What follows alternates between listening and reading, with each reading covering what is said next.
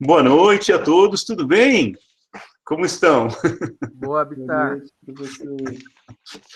Olha, já estamos com 59 aí, muito bem. Então, valeu a pena dar essa demoradinha aí. Olha, vocês me desculpem pelo atraso, mas a hora que eu liguei com antecedência, e ele começou a atualizar, fazer atualizações, e aí é isso que demorou. Depois eu dei essas, né? Bom, tudo bem? Então, vamos... Agora, vou compartilhar. Olha como o Google Meet funciona melhor no Google, né? Obviamente. Então, vamos dar uma olhada aqui na revisão de hidro, que nós paramos aqui, em batimetria, certo? Confere? Ou não? Já tínhamos passado disso. Isso mesmo, professor. Hein? É isso mesmo. Alguém falou bem baixinho aí, não consegui ouvir, mas acho que eu ouvi, é isso mesmo. É isso mesmo. Isso mesmo, confere. Tá bom, pessoal. Então, deixa eu só diminuir um pouco aqui para eu vê-los. Você tem o nível do oceano. Tudo que está acima é altimetria, tudo que está abaixo é batimetria. E sempre com tons mais escuros, quanto mais alto ou quanto mais profundo, certo? E você tem batimetria de rio também, não é exatamente só o nível do oceano. Então, as embarcações, elas têm... elas fazem a batimetria para o barco não encalhar em bancos de areia. Então, acho que eu comentei isso na aula passada. Tá? Então, aqui, vocês veem um mapa físico, seja mundi, qualquer mapa que for físico, vai ter essas variações de cores, no geral. Né? Para altimetria, vai do amarelo, verde, até o marrom escuro, meio avermelhado, assim. Olha aqui o Himalaia, aqui os Andes, etc. E você tem sempre uma legenda aqui dizendo, olha, essa cor é de tanto a tanto de altitude. Na verdade, é praticamente muito isométrico, né? E depois, no oceano, também, os tons mais claros significa que é mais raso, né? E vejam que o oceano é mais raso lá pelo meião, por causa das dorsais. E as profundidades maiores estão aqui nos contatos de placa, ó, que é o círculo de fogo aqui do Pacífico, tá vendo? Aqui a costa dos Andes, as fossas, aqui a fossa das Marianas, aqui 11.000 metros de profundidade. Vocês sabem qual é a batimetria média do oceano? Não faço a mínima ideia, professor. Eu gostei da sinceridade da resposta. 4.000 metros. E a altimetria média dos continentes? 4.000 metros. Não, já pensou? Se fosse média? Não, 750, 760 metros de altitude média. Né? E graças à tectônica, nós não nos inundamos, né?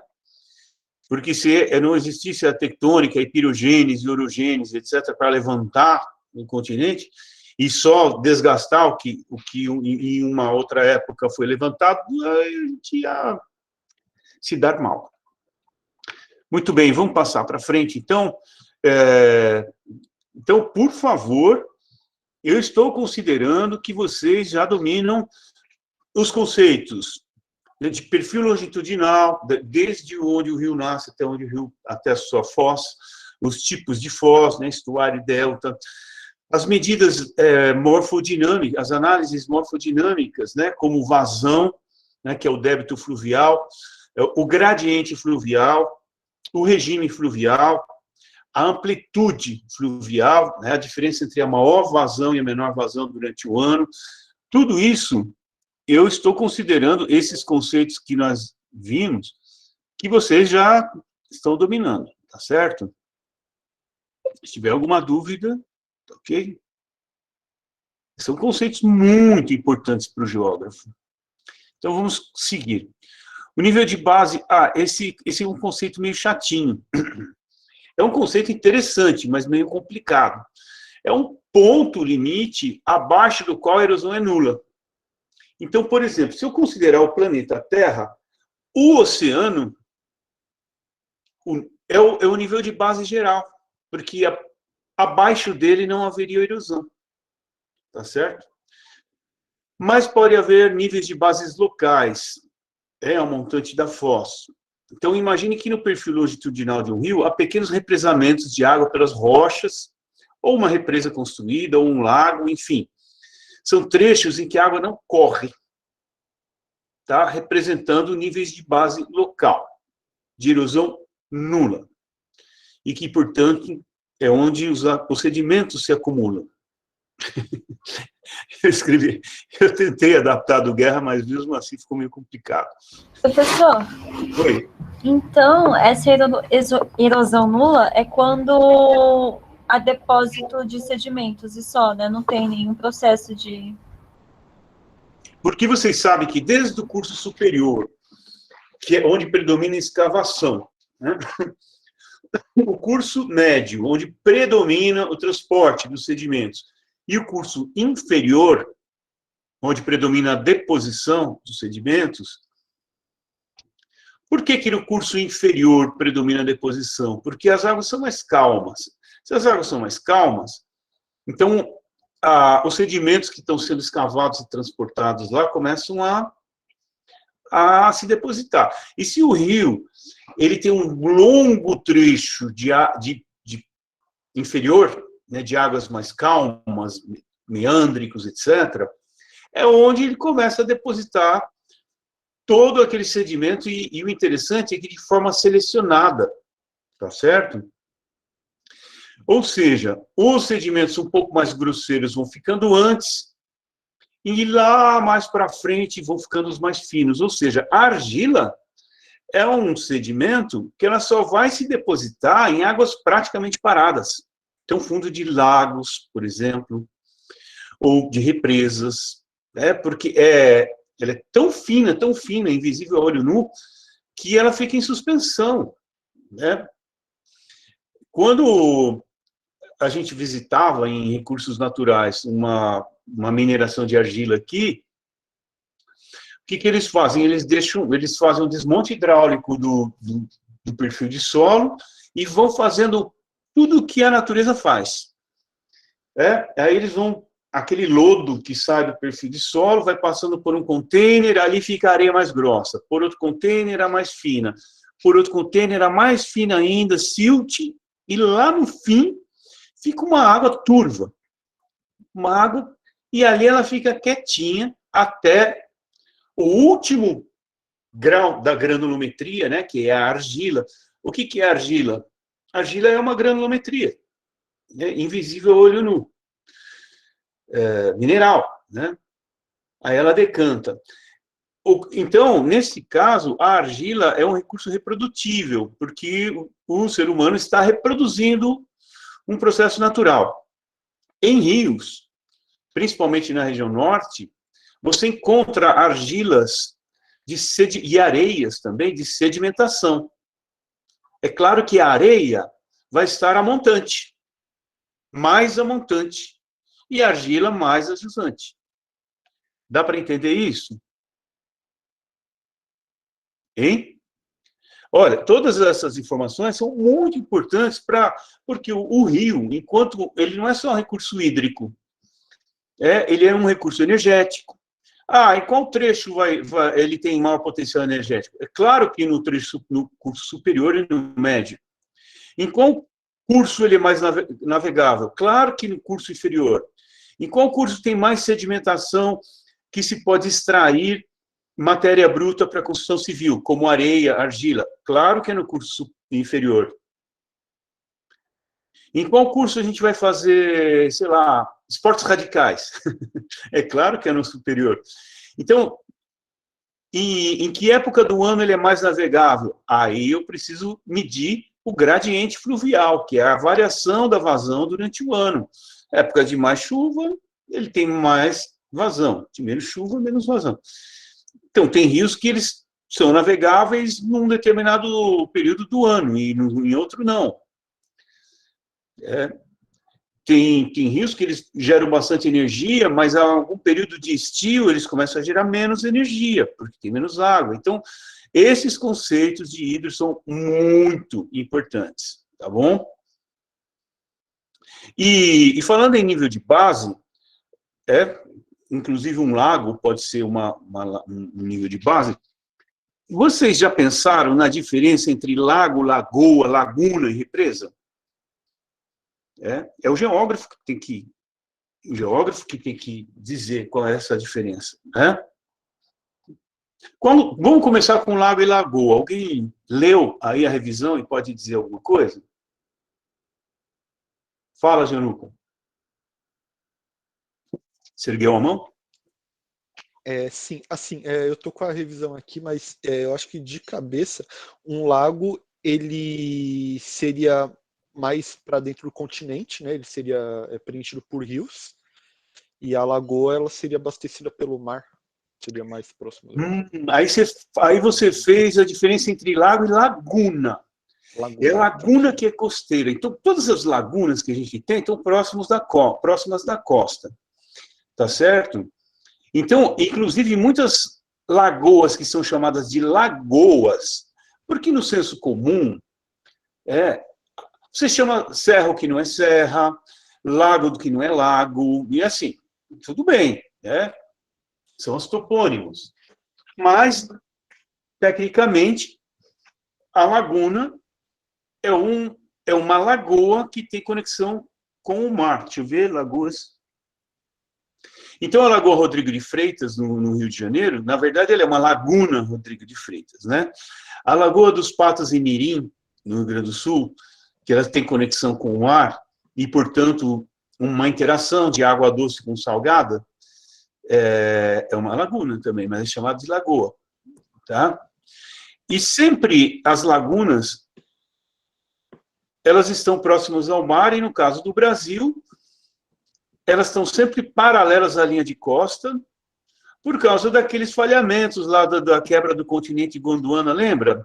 Vocês se lembram da bacia sedimentar de Taubaté, da bacia de São Paulo, todas essas coisas que acontecem ao longo da costa, desde o sudeste até o sul, tem a ver com aquelas quebras paralelas lá do continente Gondwana, inclusive os banhados do Rio Grande do Sul, a gente já vai chegar em banhado, tá? Então, basicamente, Gianluca e todos os colegas que estão aí, um lago, ele é mais perene. Por que ele é mais perene? Porque sempre tem um rio desaguando nele. Essa é a diferença. No senso comum, e em alguns livros didáticos, lago é maior e mais profundo, lagoa é mais rasa e mais... Não. Tudo bem, mas por que é? Porque o lago tem tributários, tem rios chegando nele. Portanto, ele é perene por causa disso. E também tem rio exutórios, que tira a água dele. Então, ele faz parte ali, ele está conectado com a rede hidrográfica, tá? Já as lagoas, elas não têm nenhum rio chegando nelas, e nem tirando... Celso ergueu a mão. Só uma pergunta, desculpa, professor. É que eu ia perguntar o seguinte: os mares interiores, eles são lagos? Por exemplo, o Mar Morto, que é alimentado pelo Rio Jordão? Sim. E o Cáspio também, que é o maior lago do mundo. A gente vai chegar lá, tá? Tem aí, mais para frente, tem essa questão dos mares, diferença de mar de oceano e tal, tem aí já, tá bom? Beleza. Por enquanto, sim. Da mesma forma, mundialmente, se chama mar o que não é mar, né? Se chama lago o que não é lago, assim, mas existem definições da hidrografia, da hidrologia, da geomorfo, que a gente deve usá-las, tá bom? Então, a lagoa, ela é um corpo hídrico isolado. Por isso que, às vezes, ela seca. Vocês já ouviram falar de lagoa seca, né? Lago seco é mais difícil, porque tem uma recarga ali de um rio, né? E já uma laguna é uma lagoa costeira, que está ou conectada com o oceano, ou com a dinâmica das marés. Então, a maré sobe, a água vai até lá e enche a laguna. Porque a gente tem amplitudes de marés de até 11 graus aqui no Brasil, por exemplo, no Amapá. 11 graus verticalmente, não é 11 metros. Não é 11 metros de distância, a água subiu, é 11 metros verticalmente. E isso tem uma energia potencial gigantesca, né? Quem quiser saber um pouco mais sobre isso, no PDF que eu mandei para vocês, do Recursos Naturais do Brasil, no capítulo 9, Energias Alternativas, tem a energia das marés, das correntezas, etc. E tem usinas no mundo funcionando só com o sobe e desce das marés. Tá, então é simples. O lago ele tem uma alimentação de um ou mais rios, e tem um exutório também, por onde a água sai, porque senão ele ia transbordar, né? E a lagoa, não. A lagoa, ela pode secar. Se ficar muito tempo sem chover, ela pode secar. E a laguna, ela tem essa dinâmica costeira. Então, vamos ver uma foto aqui, fica melhor, ó. Olha aqui as lagoas. Vocês estão vendo, ó? Aliás, deixa eu perguntar, vocês estão vendo esse compartilhamento aqui que eu estou fazendo? Tá dando para ver. Sim. Sim, tá bom. Sim, sim. Vocês viram aqui, ó, a lagoa no Pantanal? Olha aqui uma seca, ó. Olha aqui outra seca. Tem algum rio chegando e alimentando? Não. Algum rio tirando água? Não. Ela encheu de água por quê? Porque na época de cheia, tudo isso aqui foi inundado, depois agora não é época de cheia, mas elas vão sobrando lá, tá? As lagunas eu já expliquei, olha aqui, a Lagoa dos Patos. Vocês estão percebendo? Vejam, tanto os banhados do Rio Grande do Sul quanto as lagunas, olha a direção que tem, ó, de lá para cá, e lá para cá, paralela à linha de costa, por causa daquele mecanismo lá de separação dos continentes que a gente viu. E aqui começa a Mirim, que também é o mesmo sistema, tá? Bom, deixa eu diminuir aqui. Pessoal, agora uma represa, né? É muito comum também se chamar uma represa de lago, mas não é correto. Porque a represa vem do verbo represar. Então, há uma intervenção antrópica ali, né? ou de castores, mas houve uma intervenção no perfil longitudinal do rio. E aí, quando você olha para um mapa com um corpo hídrico areolar, como é que você sabe se aquilo é um lago ou uma represa? Se não tiver nome nenhum, enfim. Como? No caso, uma represa, ela foi represada assim por um ser humano ou por algum, assim, não foi a natureza que fez lá. Então, tá, e como é que você identifica? Foi feita uma barragem. Tem uma parte retilínea. A barragem? Sim, Uma parte retilínea. isso. Olha bem no contorno dela, que você vai ver algum lado dela retilíneo. E a gente já viu que na natureza não tem nada retilíneo. Ou, muito raramente, quando um rio se encaixa numa falha, normalmente falhas geológicas, fraturas, mas assim, é muito fácil de identificar. E normalmente essa barragem está perpendicular ao rio, né? É muito fácil. E mesmo que se chame de lago, tal, né? O Lago do Ibirapuera. Vocês acham que aquilo é um lago? É uma represinha, né? Que fizeram. O Lago Paranoá, em Brasília. Tecnicamente, foi represado para tentar, inclusive, amenizar a secura do ar lá em Brasília, né? Tentar amenizar um pouco e deixar o conforto térmico lá na capital. Tudo bem?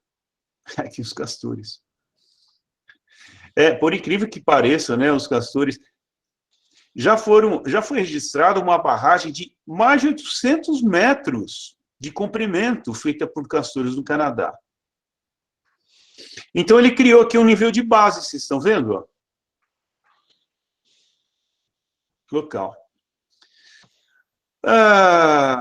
Muitos conceitos são hidrográficos e geomorfológicos ao mesmo tempo. Por exemplo, barra. Né? A barra ela é constituída de sedimentos que se acumulam normalmente na foz dos rios, estreitando-o. Está errado aí, teria que ser estreitando-os. Por que na foz? Porque é lá que o rio corre mais devagar e, portanto, a sedimentação é favorecida, né, no curso inferior. Um belo e gigante exemplo é a Barra do Rio Negro, em seu encontro com o Rio Solimões. É o ponto em que o Rio Amazonas é bastante estreito. Aliás, vejam a foto aqui, a imagem de satélite, olha aqui. Aqui está a cidade de Manaus. A cidade de Manaus, ela foi construída em cima de uma barra de sedimentos que vinham do Rio Negro. Que o Rio Negro ele é bem largo, né, lá atrás, bem largo mesmo, tem a Navilhanas e tal.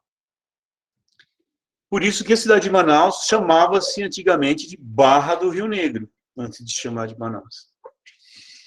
Tá certo?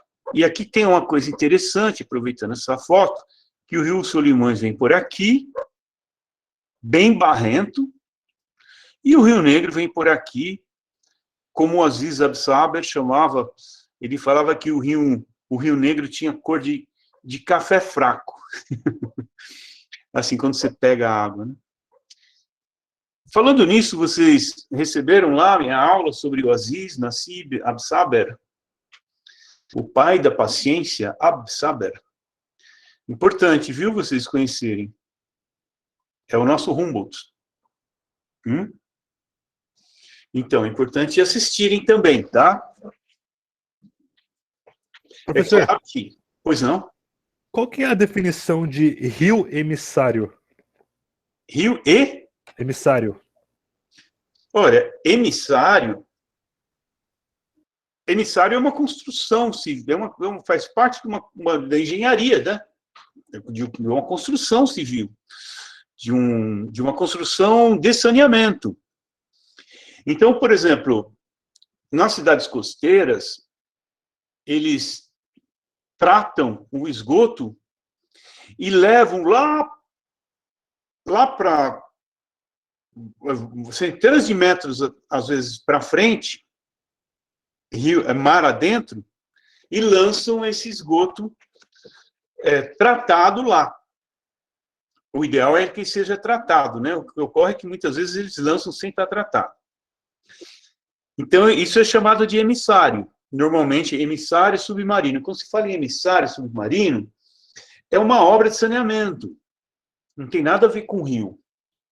É que tá na revisão. Exutório. Eu acho que tá emissário mesmo. Eu acho que não é emissário, não. Só se eu cometi um erro crasso. Eu acho que é exutório. Ó, rios afluentes e emissários em Lagoa. Ah, sim. Você pode chamar de emissário também. Emissário ou, melhor ainda, exutório. Tudo bem.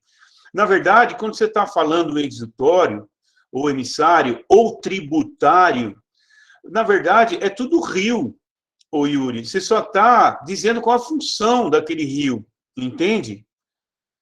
Não é que é diferente de rio. É um rio, só que ele está tirando água ou colocando água. Se ele estiver colocando água num outro rio ou num lago, ele é um tributário. Se ele estiver tirando água, por exemplo, de um lago, ele é o exutório da bacia ou emissário. Está correto. Entendeu? Mas é um termo um pouco usado. Não sei por que eu coloquei aí. Bom, eu mandei lá para os colegas fazerem revisão, eles não questionaram isso. Então, deve ser usado também, mesmo.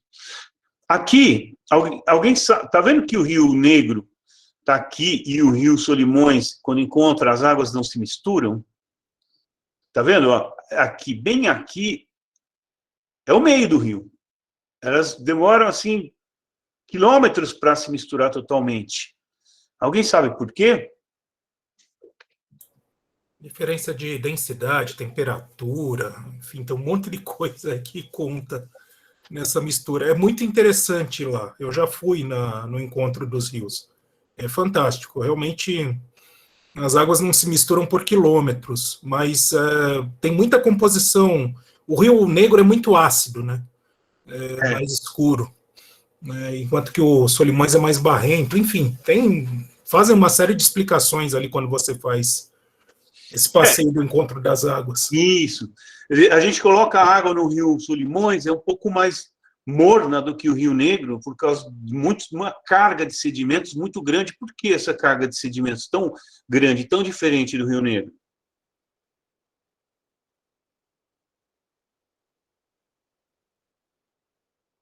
É porque suas nascentes estão lá nos Andes, então ele desce escavando, lembra? Ele desce escavando ali os Andes e vai trazendo todos esses sedimentos para cá. E já o Rio Negro, a bacia toda dele praticamente está em floresta. E onde vocês acham que tem mais peixe? No Negro, qual o rio é mais piscoso? O Negro ou o Solimões? Solimões? Sim. Peixe gosta de sedimento. Quem gosta de água cristalina e transparente é a gente. Ou é turista que vai fazer mergulho para ver as pedrinhas e os peixinhos lá embaixo, assim, né? Porque é bem mais piscoso.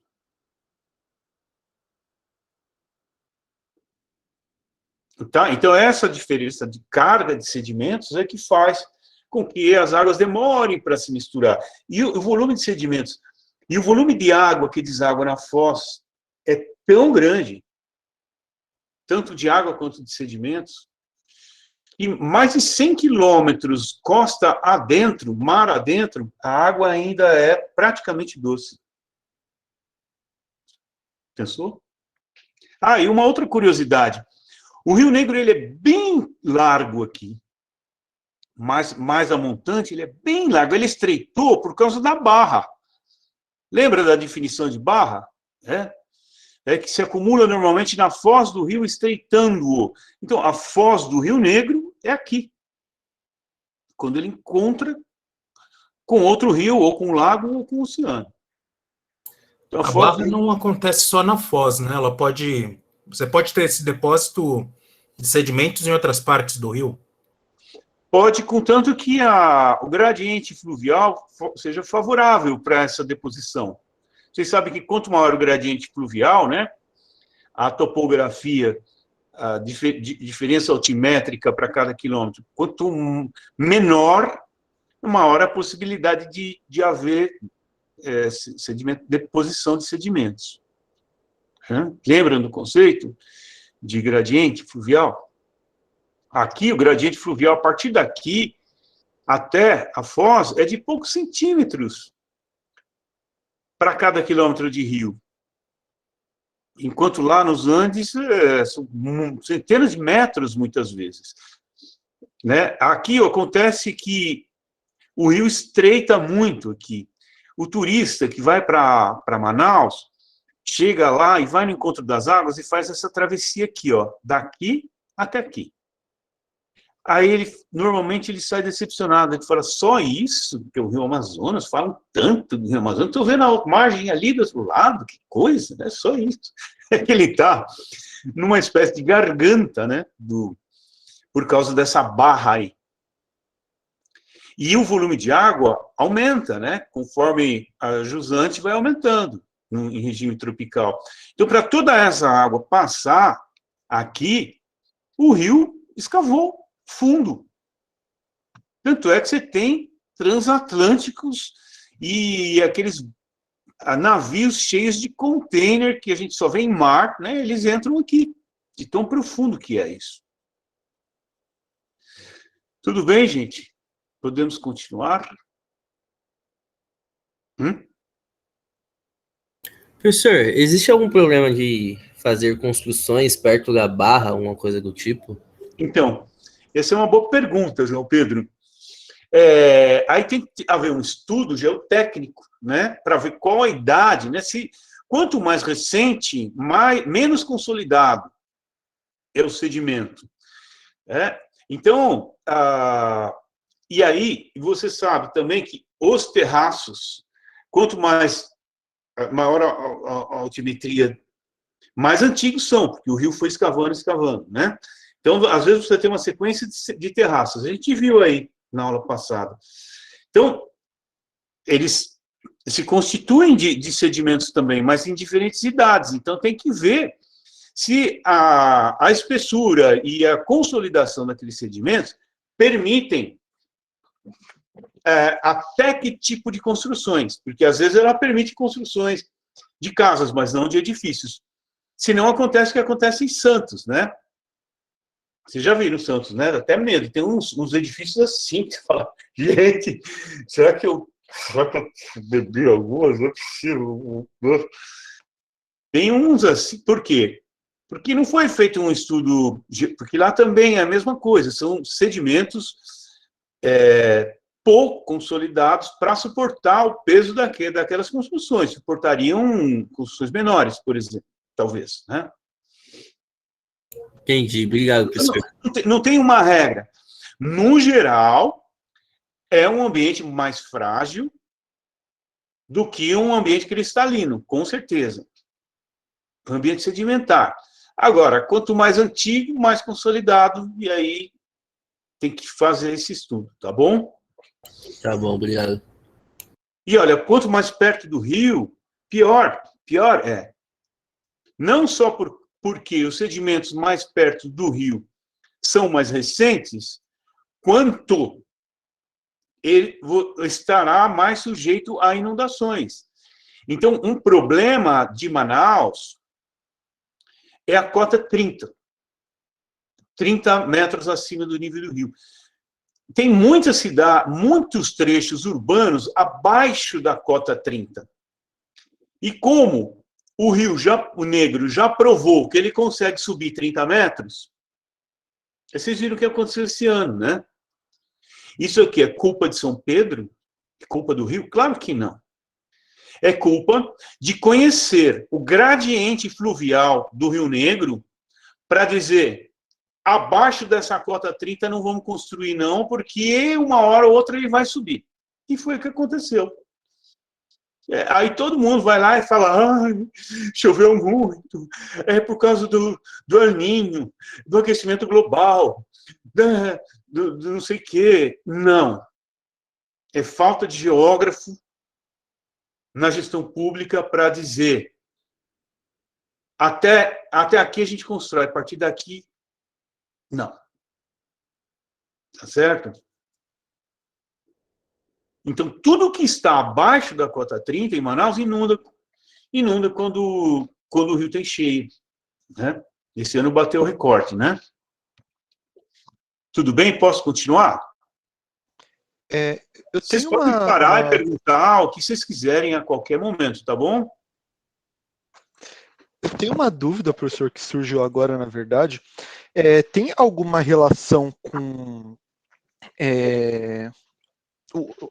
alguma relação no nível do curso do rio, se é o curso mais superior, inferior, com se é seguro você construir mais perto da margem, por exemplo, no nível inferior é menos seguro porque o rio pode inundar mais, porque é mais planície? Muito boa pergunta, Januca.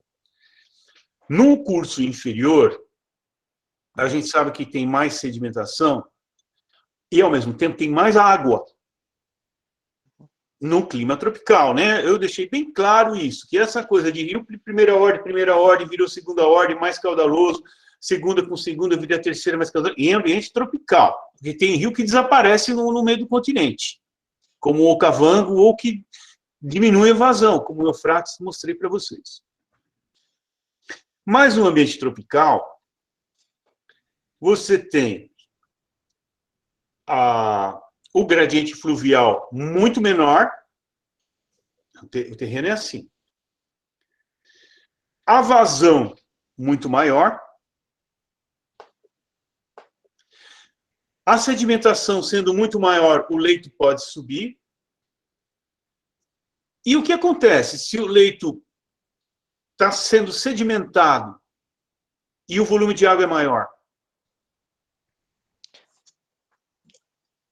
A chance de ter cheia é muito maior, né? Além de cheia, ele vai alargar. Existe a erosão lateral. Por isso que os rios abrem aqui, né? Aqui, ambiente tropical. Eles tendem a abrir no final. Porque ao mesmo tempo que tem mais água, tem mais sedimento. E como resolver isso? A natureza resolve em delta, né? Então, são ambientes, de fato, muito mais frágeis, porque os sedimentos são menos consolidados, a possibilidade de cheia é muito maior. Por quê? Porque o volume de água é maior e porque o terreno é mais plano. Pronto. Tá certo? Boa pergunta. Vamos lá. Banhado. Entendeu? Vocês estão começando a raciocinar de acordo com os conceitos que eles foram dados aí, estão sendo dados. Os banhados, eles são terrenos rebaixados, quase sempre úmido, e o lençol está quase sempre aflorado. É como se fosse uma grande várzea, né? É um ambiente propício para 3 coisas: cultivo de arroz, campinho de futebol de várzea, ou nada. Nada, eu digo, unidades de conservação, né? Que não é nada, é um uso atribuído àquele ambiente, né? Isso explica porque o Rio Grande do Sul é o maior produtor de arroz do país, tá certo? Esse aqui é o banhado grande no Rio Grande do Sul. E esses banhados todos, eles estão no interior do Rio Grande do Sul, na área serrana, no interior. Onde eles estão?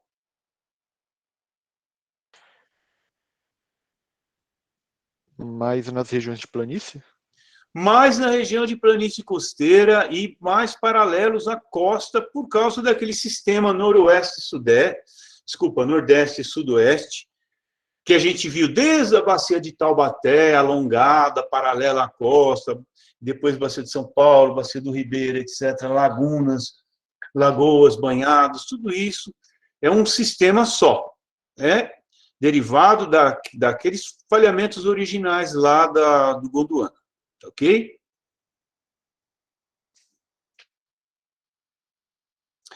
Pântano.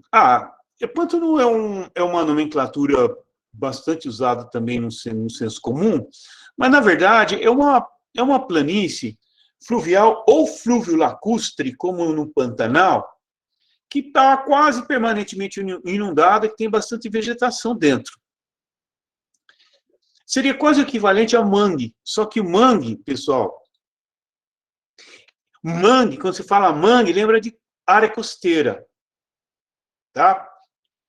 Porque eu já vi plano diretor de cidade do interior dizendo que tem que proteger o mangue, porque acho que o prefeito estava desesperado aí, que foi obrigado a fazer o plano diretor, não dava tempo, pegou lá de alguma cidade qualquer, de um prefeito amigo dele lá, uma cidade costeira, e esqueceu de fazer a revisão e foi aparecer mangue lá perto do Rio Paraná. Não. Tá? Eu não coloquei, eu acho, aqui mangue, mas eu vou falar um pouco, tá? E os pântanos e as áreas permanentemente ou quase permanentemente alagadas, elas são geradoras de biogás, né? Muita matéria orgânica em decomposição. Está aqui no capítulo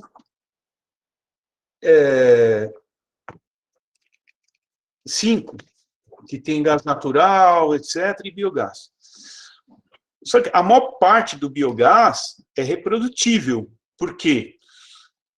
Pega-se lodo de lixo, esgoto, coloca em biodigestores para acelerar o processo anaeróbico tal, de decomposição e gerar o metano. Mas isso é gerado naturalmente nesses ambientes aí, com muita matéria orgânica. Se alguém falou alguma coisa aí, eu estou perdendo o diálogo aí, tá? Mas aí vocês vão...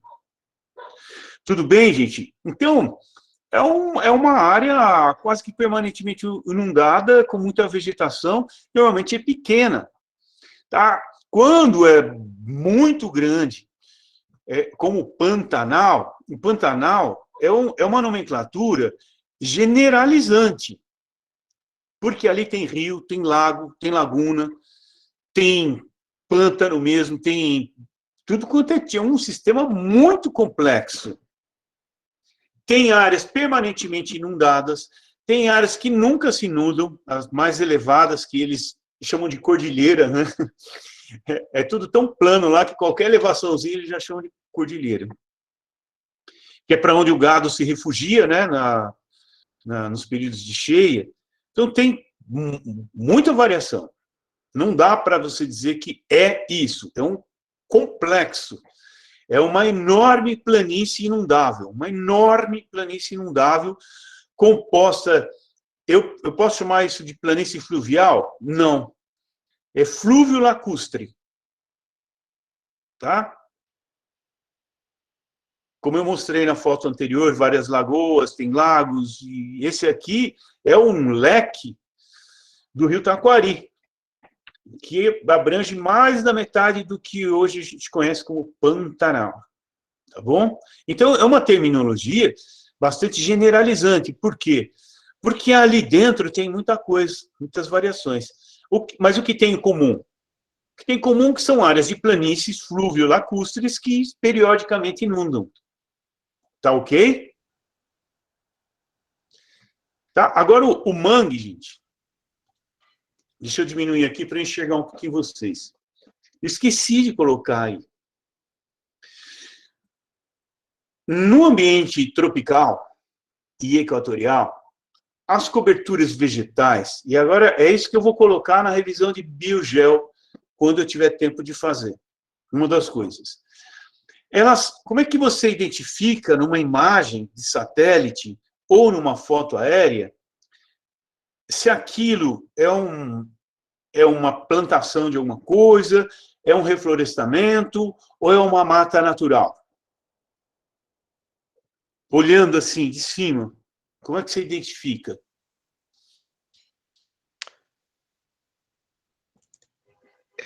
Eu acho que no caso de plantações, dá para a gente falar de coisas retilíneas, né? No caso, na divisa das plantações. Agora, de reflorestamento, uma coisa que eu pensei é ter muitas espécies da mesma árvore juntas, assim, tipo... Muitas não, uma espécie. Muitas unidades da mesma espécie. Exatamente. Então, o aspecto retilíneo, Gianluca, pode dar uma enganada na gente, porque você pode ter uma porção de mata nativa e que ela foi recortada ali para criar um parque e tal, você fala, não é isso que é a textura da imagem.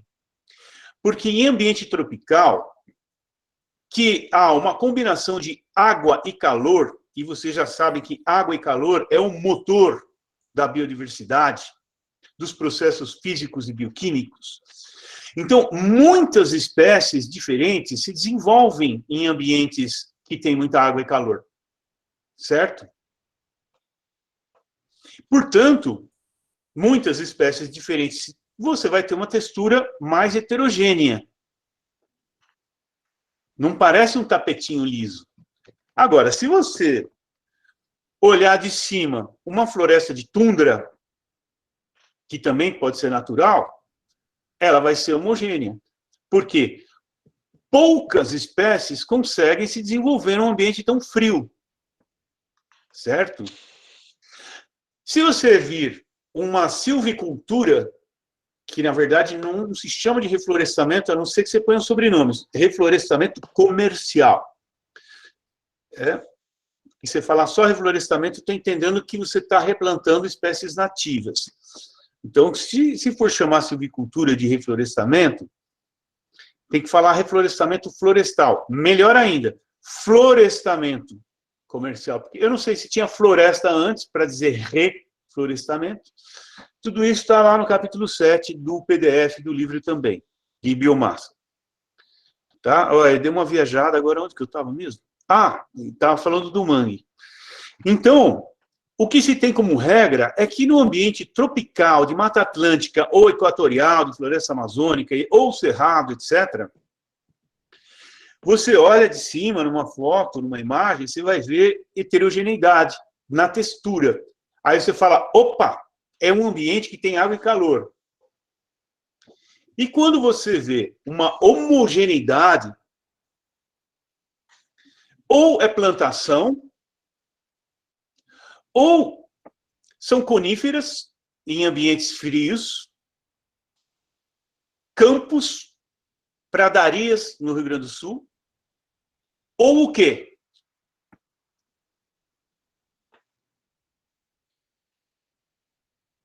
Do que eu estou falando agora que eu abri um parênteses? Que eu falei que eu não pus aí na revisão que eu devia ter posto. Os mangues. Isso, ou é mangue. Ou é mangue. O mangue, você está indo para Santos, você vê de lá de cima, é um tapete assim, muito homogêneo. No entanto, é natural. Então, não caio na armadilha de que, tudo que é natural é heterogêneo. Não, o mangue não. Por quê? Porque é um ambiente tão salino e sempre inundado que pouquíssimas espécies arbóreas conseguem se desenvolver ali. Por isso que dá esse aspecto homogêneo. Poucas árvores conseguem respirar fora d'água, as raízes, né? Vocês lembram que as raízes do mangue, elas saem,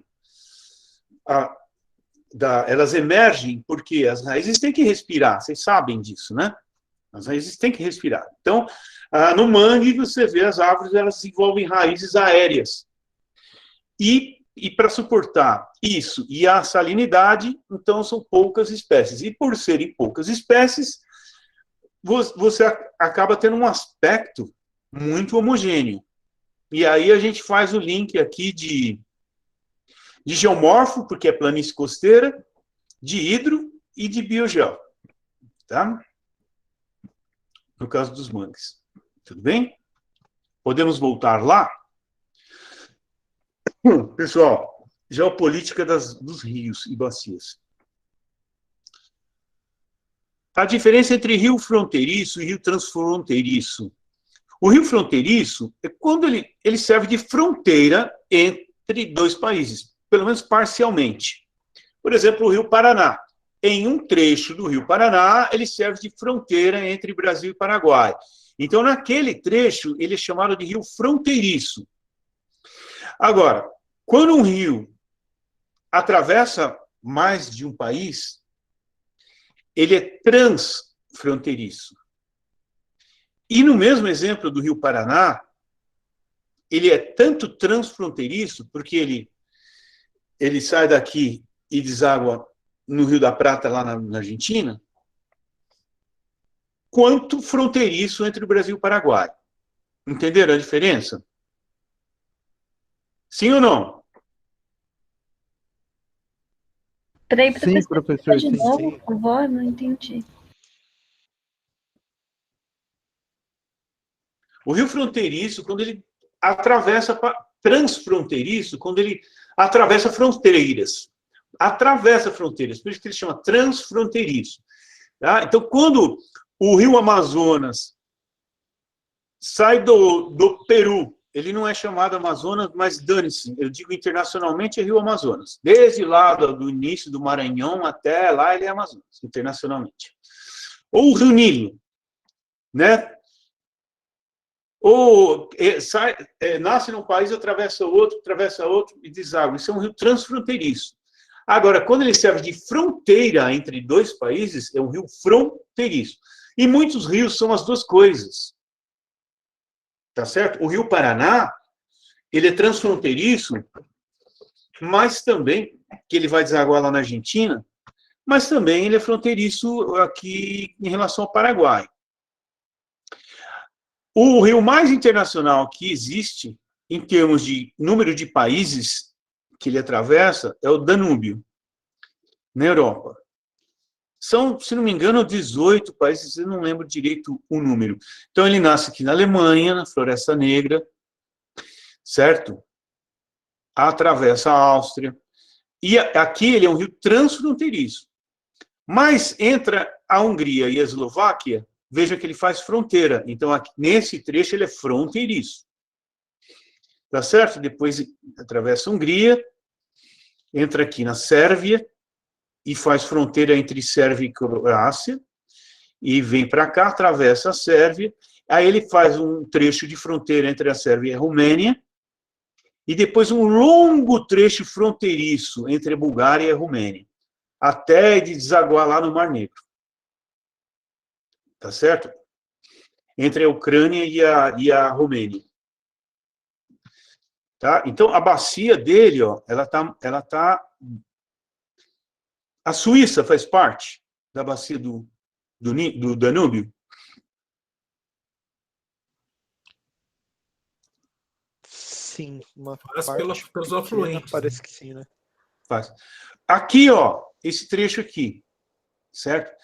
E esse aqui. Eu digo para vocês, mesmo que este trecho não estivesse aqui na Suíça, ela ainda assim poderia geomorfologicamente fazer parte da bacia. Tá certo? Porque todas as águas que choverem, né, todas as águas que precipitarem nessa parte aqui, vão escorrer para os afluentes do Danúbio. Então, ela faz parte da bacia.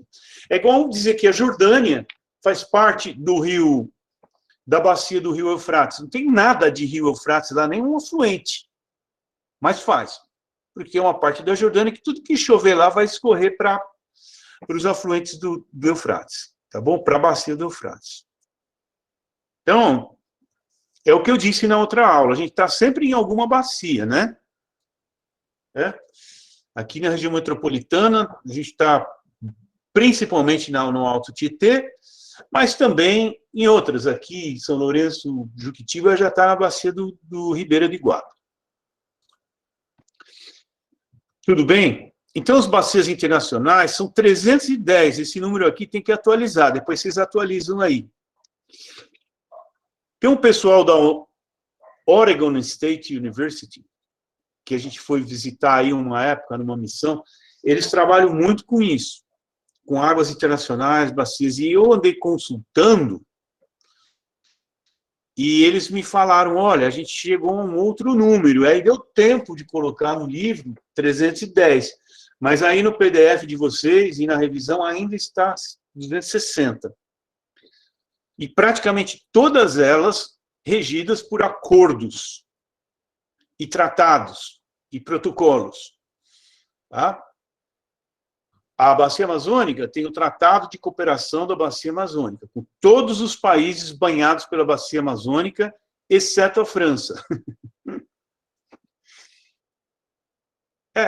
Exceto a França.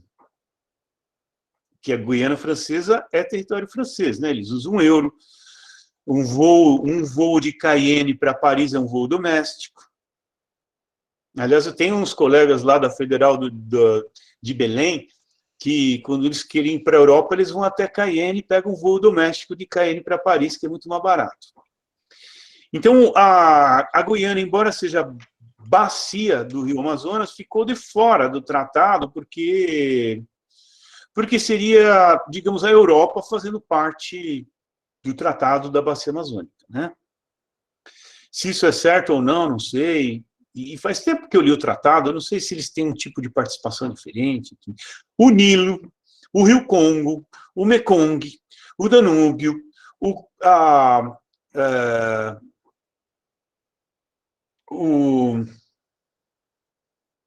Colorado tem um pedacinho que chega no México lá. O Rio Paraná. Todas as grandes bacias, e quase todas elas, são regidas por acordos. E o que diminui a ideia de o mundo vai guerrear por água. Né?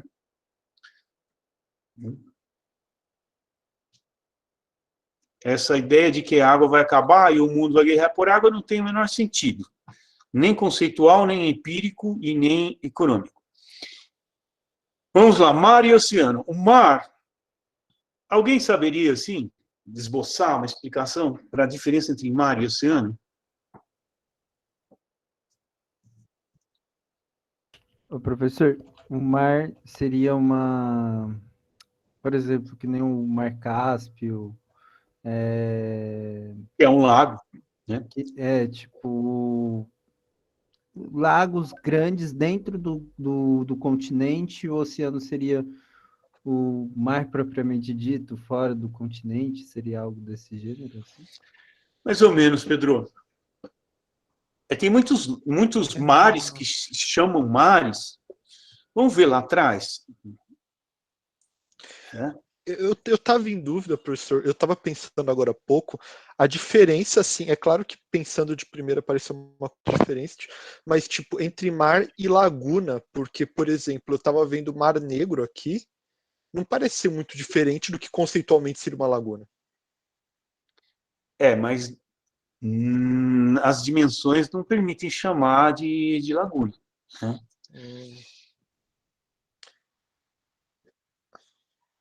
Seria uma diferença, então, mais relacionada a dimensões. Se bem que aqui o exemplo do Mar do Japão é bem diferente, assim, por exemplo, de uma laguna. Isso. Não sei, foi só uma coisa. Deixa eu só achar aqui um negócio.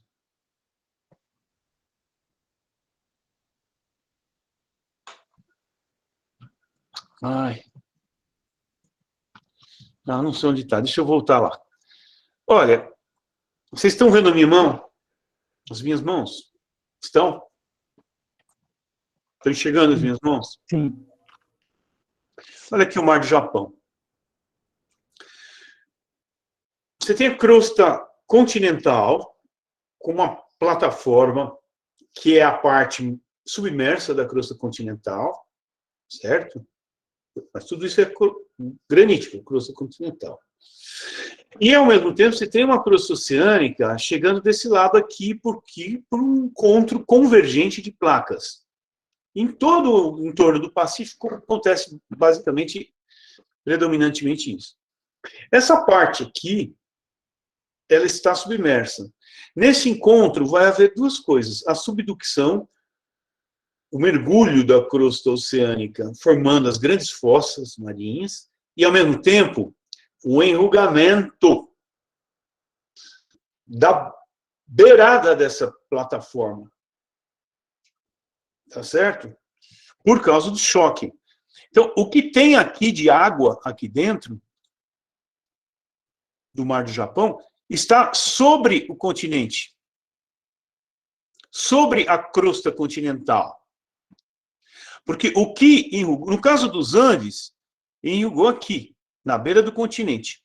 No caso aqui do Japão, a orogênia aconteceu mais longe, lá no fim da plataforma continental, que era mergulhada, já estava submersa.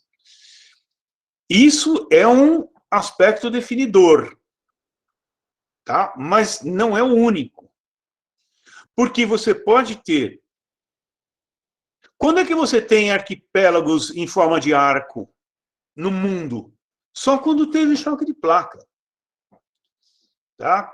Então, acontece que você tem muitos mares que não são formados dessa forma, mas eles têm, basicamente, duas coisas. Eles são, ao menos, razoavelmente delimitáveis. Ou por ilhas, ou por outro continente, como o mar Mediterrâneo, que está no meio de terra, né? Mediterrâneo. Tá? Então, é uma porção menor do oceano, razoavelmente delimitável, ou muito bem delimitável, como o mar Mediterrâneo, ou razoavelmente delimitável, como o mar da China, o mar do Japão, etc. Tudo bem? E ainda tem um outro aspecto que é o fato, mas não é um determinante, que muitas vezes a água dele está sobre a crosta continental e não sobre a crosta oceânica. Tudo bem?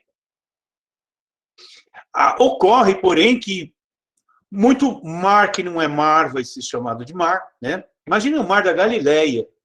Imagina o mar morto, se aquilo é o mar. Nunca. Mas, enfim, senso comum é senso comum. Vamos falar um pouquinho sobre águas territoriais. Tem um texto inteirinho sobre águas territoriais que eu escrevi e não publiquei, porque o colega que estava organizando o livro acabou falecendo num acidente e o livro nunca foi publicado. Mas o texto está em PDF, se alguém se interessar para saber como é que se definem as águas territoriais de um país, né? Essa história começou com uma rusga entre Peru e Japão, que os japoneses vinham pescar na costa do Peru. E que o Peru é um dos países mais pescosos, né, a costa peruana, por causa do El Niño, por causa da ressurgência que ocorre ali, né?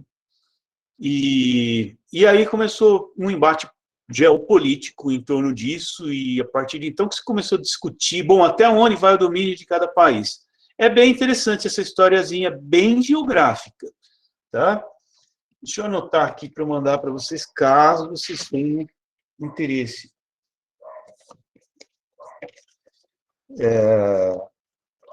Enviar.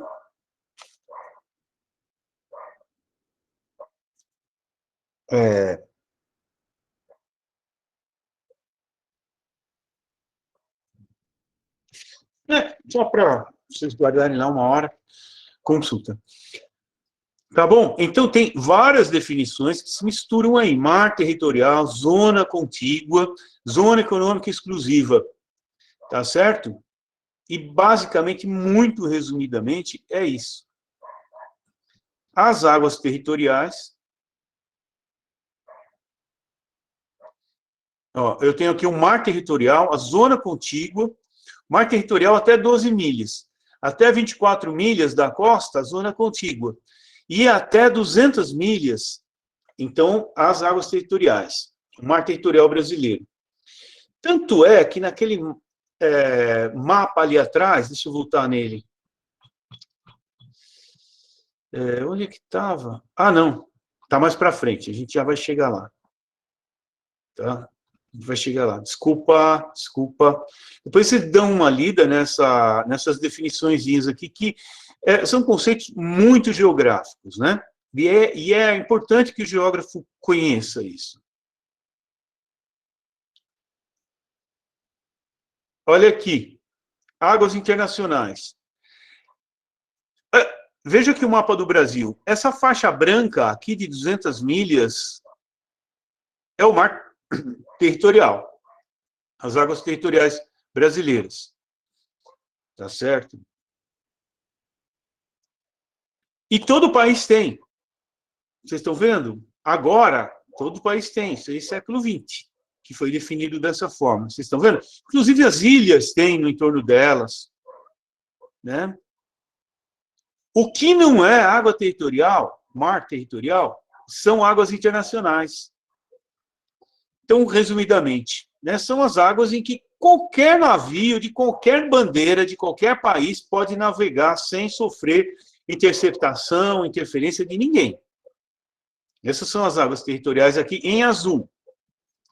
Tá? O que não tiver em azul pertence a algum país. Tudo bem? Surge uma curiosidade aqui, professor. Nessas águas internacionais, tem algum órgão internacional que, sei lá, faz alguma regulação, assim, de leis, alguma coisa assim? Tem tratados, né? Eu não lembro o nome e a data. Mas, quem que perguntou? Gianluca? O Jean. Oi? Isso, Gianluca. Isso. Tem uma tese de doutorado que eu orientei, e a aluna chama-se Nara Nanae Sano. Procura isso no Teses USP, que você vai ver todos os tratados que regem tanto as águas internacionais, quanto os continentes internacionais. Que, na verdade, só tem um, que é o continente antártico, né? É um território internacional, ninguém manda, de fato, lá. E há, claro, uma disputa para ter a presença e a ocupação lá com estações científicas. Então, para ter alguma presença, alguma participação, precisa fazer pesquisa, precisa explorar, de alguma forma. E tem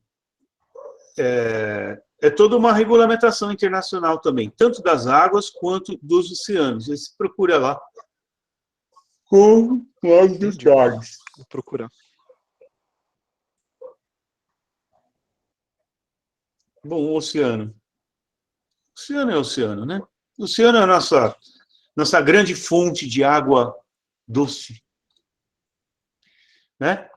Porque é daí que vem as águas dos continentes, numa proporção de 8% a mais de precipitação nos continentes do que de evaporação. Da onde que vem esse superávit?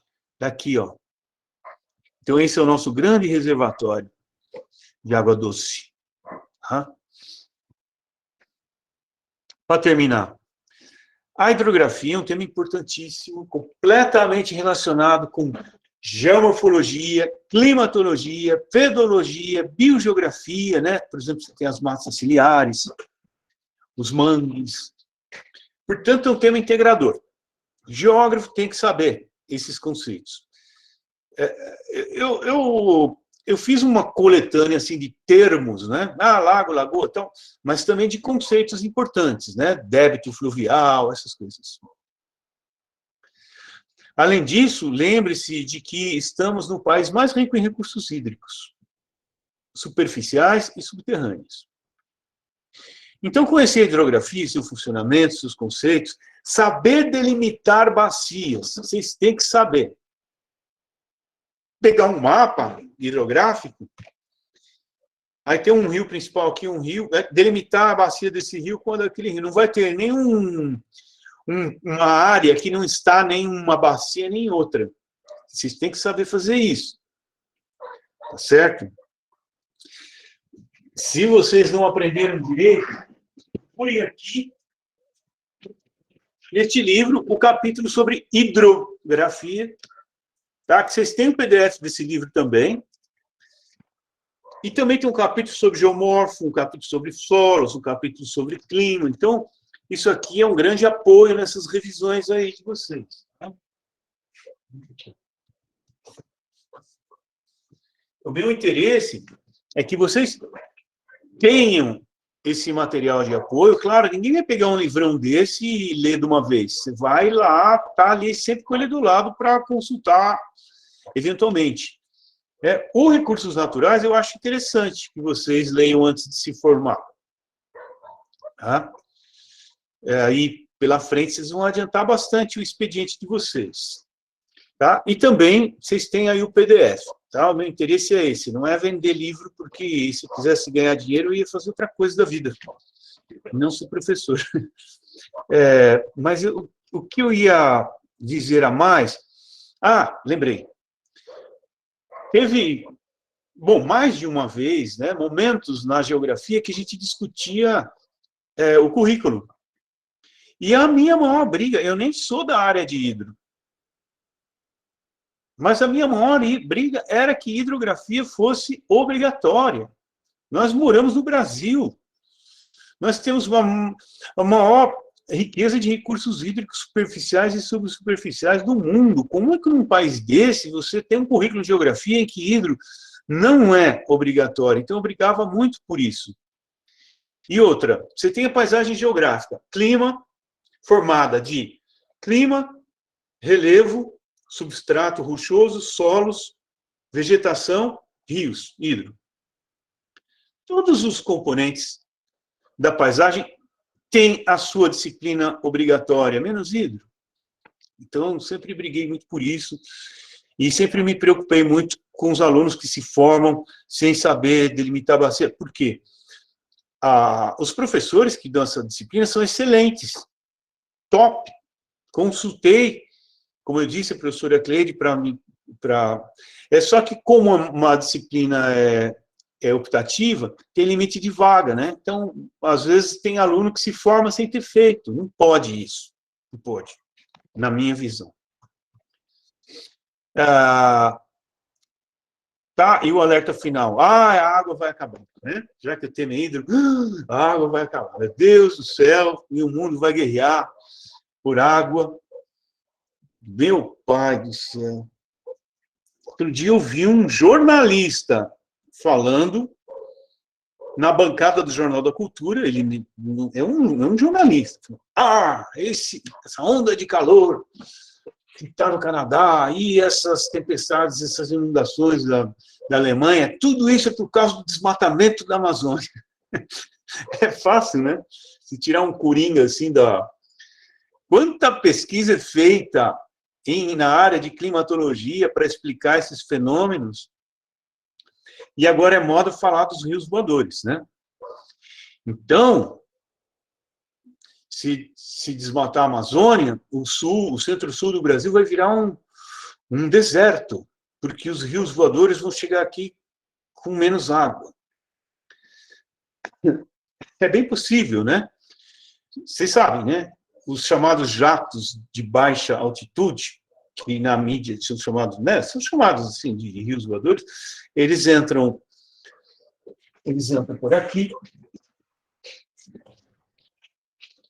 né, com os alísios carregando umidade, passam sobre a floresta amazônica e, obviamente, ali eles ganham uma carga de umidade, porque a floresta tem uma enorme evapotranspiração. Então, aqui eles, digamos, eles recebem uma recarga de umidade, batem lá nos Andes e vêm nesta direção, para o centro-sul. É esse o perfil. Obviamente que se não houver, ou se aumentar o desmatamento na Amazônia, eles vão receber menos carga, sobrecarga, né, de sedimento, de umidade. Mas é isso que explica a umidade aqui no Sudeste. Pensem bem, eles passam primeiro, antes de chegar aqui em São Paulo, no domínio atlântico, eles passam pelo domínio do Cerrado, que é mais seco do que aqui. Então, por que é mais seco do que aqui? Se a gente dependesse exclusivamente dessa umidade que vem da Amazônia. É um absurdo falar isso. Porque aqui, o domínio atlântico, se vocês viram lá a aula sobre o Aziz Absaba, eles se interessaram sobre os domínios morfoclimáticos, vocês leiam lá. Domínio atlântico, ele tem esse nome porque ele está virado para o Atlântico. E como a Terra vira daqui para cá, eu acho que está aparecendo tudo ao contrário aí, né? Por causa da câmera. A Terra gira da esquerda para a direita. A umidade que existe no Sudeste, ela é, em grandíssima parte, eu não saberia dizer quanto,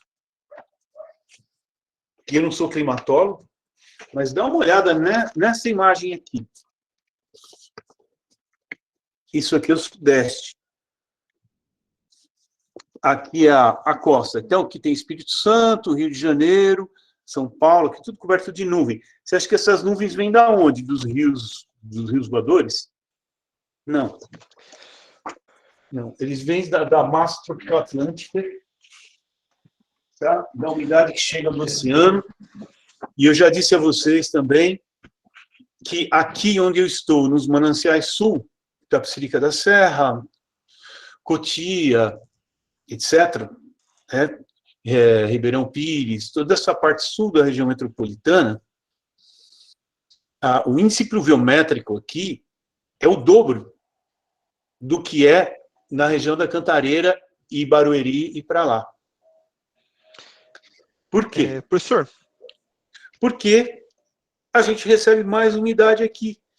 E os engenheiros que construíram Guarapiranga, a represa de Cotia, que eles já sabiam disso. Pois não? Não, eu queria perguntar se tem a ver com os ventos alísios, né, que joga essas massas do Atlântico para cá. Se você olhar lá no PDF do Recursos Naturais do Brasil, Gianluca,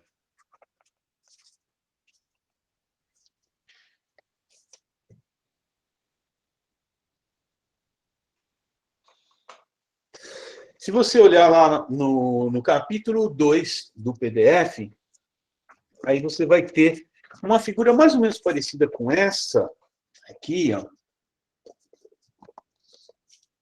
que são os ventos predominantes, né?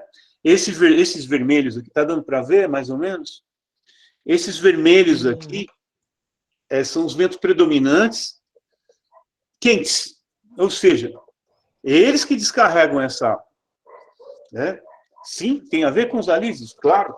Tanto a umidade que a costa brasileira recebe, quanto o potencial eólico também.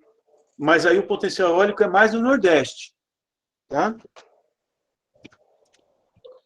Uhum. Tá? Aí, Aí vem gente falar na televisão que se tiver racionamento em São Paulo, é porque os rios voadores estão chegando aqui com menos água porque estão desmatando a Amazônia. Vai ter influência? Vai, porque a dinâmica climática ela é muito complexa. Basta ver El Niño, Laninha, ele começa a mudar regionalmente, continentalmente, tudo, né? Mas afirmar isso é uma enorme de uma insensatez, porque nós temos muito mais água aqui suficiente para abastecer todo mundo. Então, a gente não para de jogar esgoto na Billings e nos rios, etc. Não conseguimos tratar essa água que a gente polui o tempo inteiro, e, portanto, falta água limpa, não falta água. E, em vez de usar melhor o que a gente tem aqui, a gente vai buscar cada vez mais longe. Na bacia do Piracicaba, na bacia do São Lourenço, etc. Olha a irracionalidade. Em vez de usar bem o que a gente tem, a gente vai cuspindo num copo d'água que bebe, para não dizer outra coisa, e buscando um copo d'água cada vez mais longe. E aí, alguém tem coragem de falar que pode faltar água limpa na sua torneira por causa dos rios voadores. Fiquem espertos. E qual é a forma de ficar esperto? É conhecer melhor o que a geografia tem para oferecer para vocês, de dinâmica climática, de hidrografia, etc.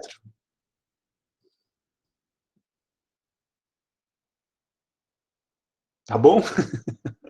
Eu me empolguei.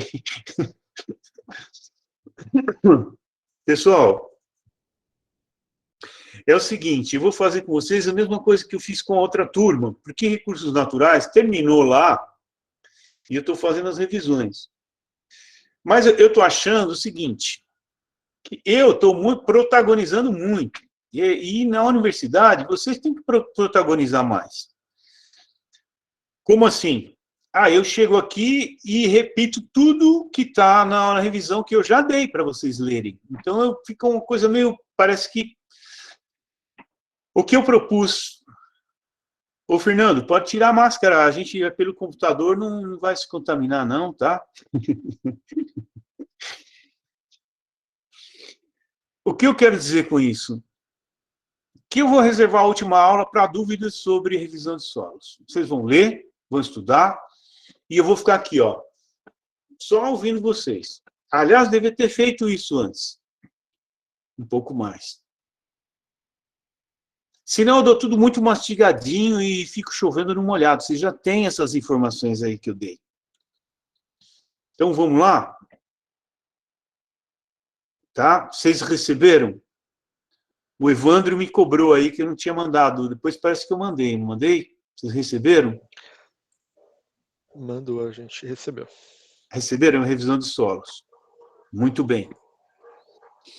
Então, daqui até quarta-feira que vem, estudem a revisão de solos.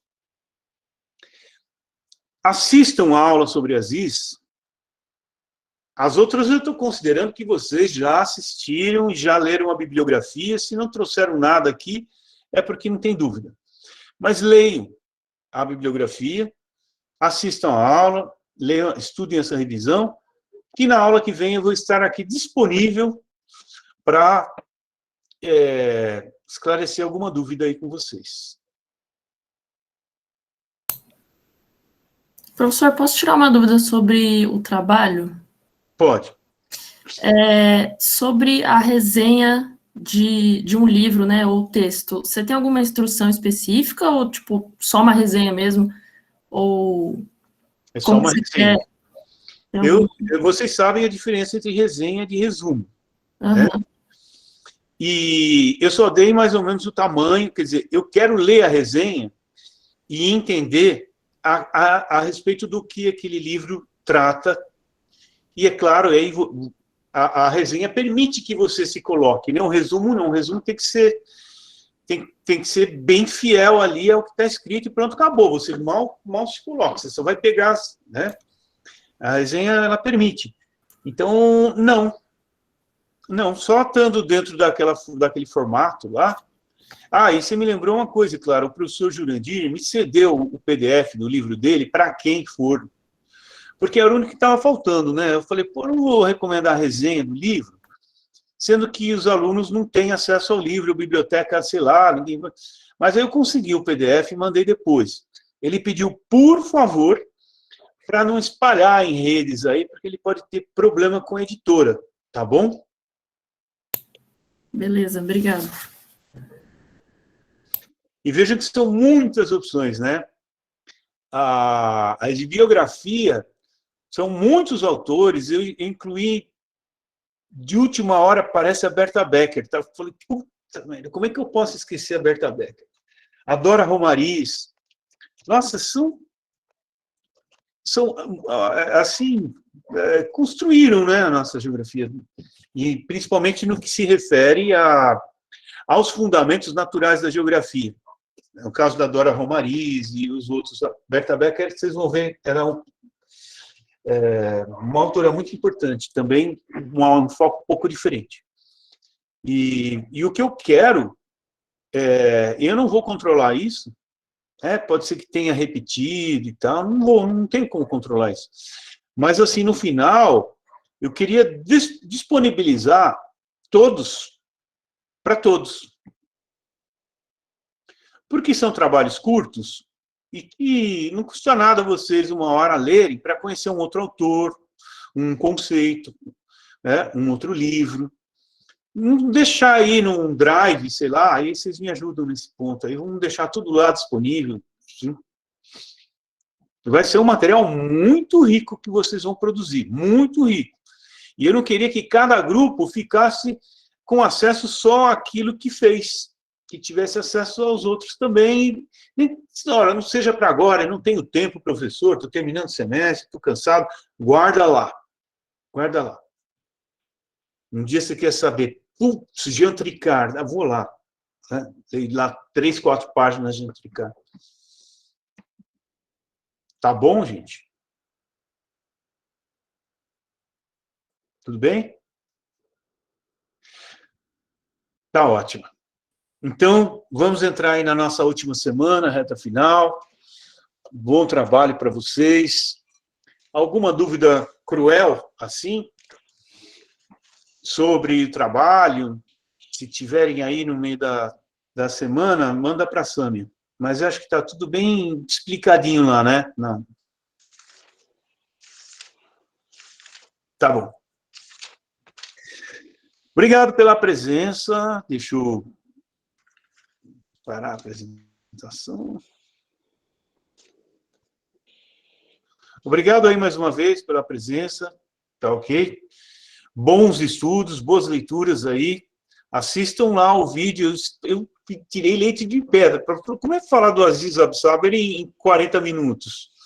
Então, tá lá o que eu considerei mais importante para vocês e para despertar a curiosidade de vocês sobre esse autor que estava entre nós até 2012. Tá ok? Um abração. Valeu, professor. Tchau. Boa noite. Boa noite, professor. Boa noite, professor. Obrigada. De nada, gente. Boa noite. Valeu, tchau. Tchau.